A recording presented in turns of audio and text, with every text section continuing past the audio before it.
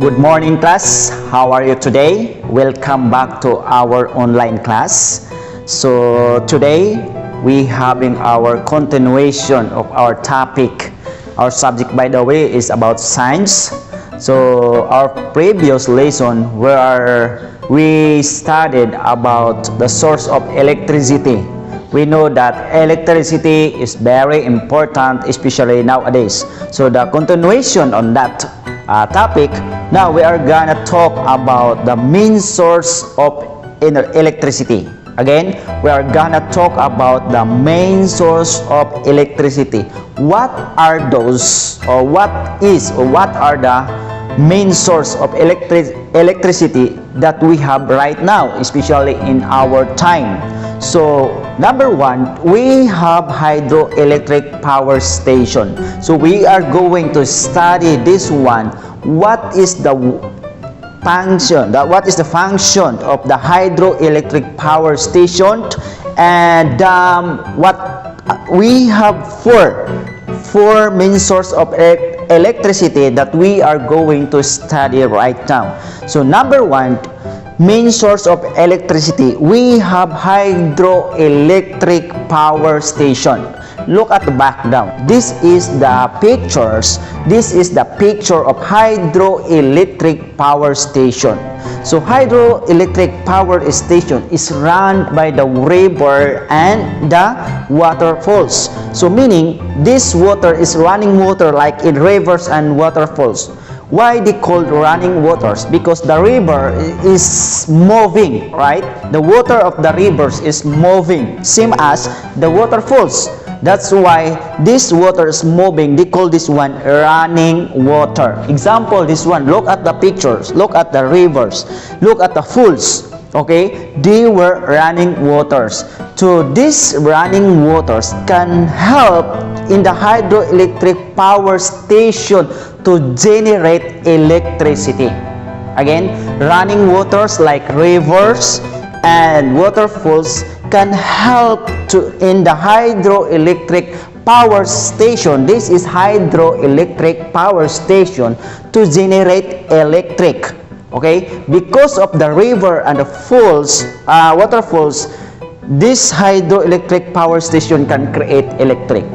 So understand, okay, very good. So that is number one example of source of energy. What is that? Number one is hydroelectric power station.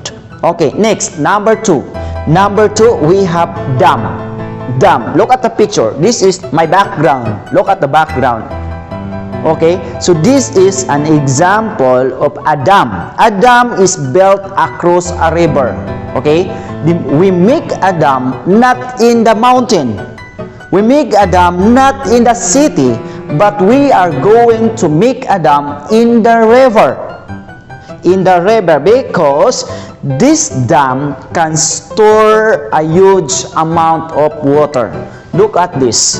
Okay, this dam can store a huge amount of water, and then that water that's stored already on the dam can use it as a reservoir. Okay, this water that already stored in the dam, it's stored into the reservoir. We call that one reservoir, and then this water can use it into the turbine. This water that's stored already in the dam, it can use to the turbine. That's why the turbine can rotate because of this water.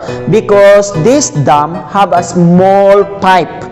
Okay, the water here, a lot of water, and here is a pipe. A lot of small pipe that the water flows on that. What? On that pipe, and that pipe can can help to rotate the turbine. That's why the turbine can rotate rapidly because of that. Because on that pipe, on that small pipe, the current of water is very strong. That's why, example, this is the pipe, and the water enter into that small pipe, and there is a turbine here. the turbine, because of the water, the current of the water, this turbine can rotate rapidly, rotate, okay, can rotate, and after that turbine, the generator can work, the generator can work and can give or produce electricity. That's the important or the work of the dam. Understand? Okay, so further understanding on this lesson, try to look at this video. Okay, let's watch this video. Using turbines and generators. The mechanical energy created by moving water spins rotors on a turbine. This turbine is connected to an electromagnetic generator which produces electricity when the turbine spins. There are two main types of hydroelectricity production: dams and run-of-river. Hydro dams utilize the potential energy from dammed water to produce electricity. A dam is a large barrier constructed to raise the level of water and control its flow. The elevation created by the dam creates gravitational force for turning the turbine when water is released. Some dams also contain an additional reservoir at their base where water is stored to be pumped to the higher reservoir for release when electricity is in demand. This is referred to as pumped storage hydro. The second form of hydroelectricity production is run-of-river hydro. Run-of-river still uses turbines and generators, but relies on natural water flow rates of rivers, diverting just a portion of the water through turbines. Because run-of-river hydro is subject to natural water variability, it is more intermittent than dammed hydro. Okay, so that's the video about how the hydroelectric power station working through that water by the rivers and the waterfalls. How the hydroelectric power station, so from the reservoir go to the dam, and the dam go to the generator until the turbine. Look at this, right? From the reservoir, from the dam, flood of water, and to generator and to the turbine. That's why the turbine can generate and the generator is also working. So that's the work of the water to the hydroelectric power station. So now we proceed to number 3. By the electricity that we have is hydroelectric power station. Again, hydroelectric power station. Number 2, we have dam, the dam. Okay, next, number 3, we have geothermal power station. Geothermal power station. What is this? These geothermal power stations, the heat energy from the deep inside the earth. This is the ground, this is the earth. Okay, what I mean, this is the earth. Inside or under the ground, there is a heat on it. Heat energy, we call that what? Heat energy. Look at this background. This is an example of geothermal power energy. The works on it is that example. This is a water, cold water. Cold water flows going underground. Okay, cold water go to underground. Cold. Imagine cold water, and then underground there was something that can process that the waters turn into heat.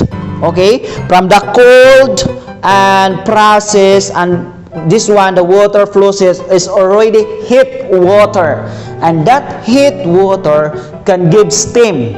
You know what is steam? When you boil a water, there's something like a small smoke. Okay, that's we call steam.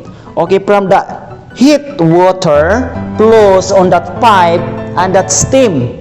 Okay, because this water is already heat from the cold going to process, and the water become heat, and the heat can steam, and that steam can help to the turbine to rotate.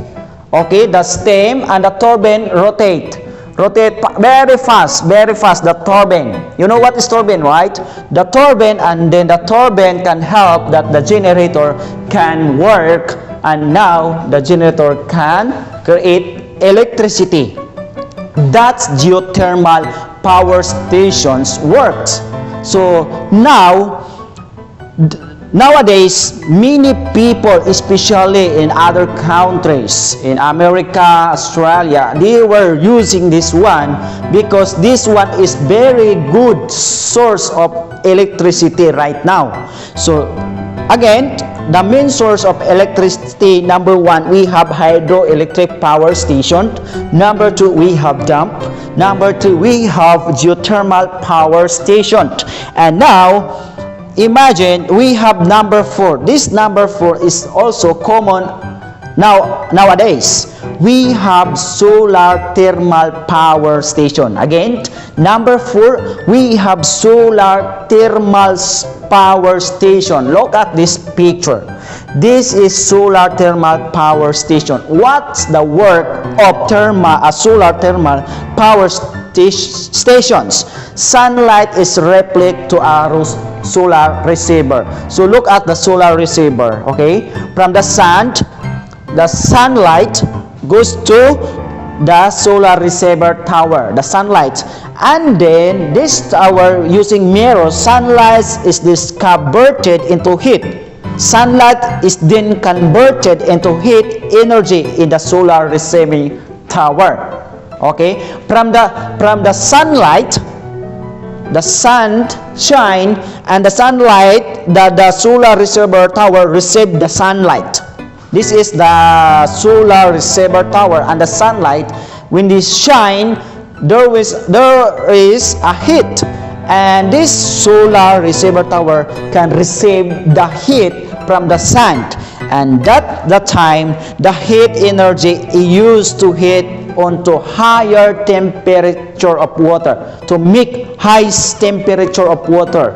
And then example again, this is the sun, this is the solar receiving tower, and then when this sun shine very hot, this also solar receiving tower cause heat, very hot also, and there is a water inside this tower. This tower, because of the sunlight, the heat of the sunlight, this receiver also heat, and the water inside turn into very hot water, okay, into very high temperature to make steam.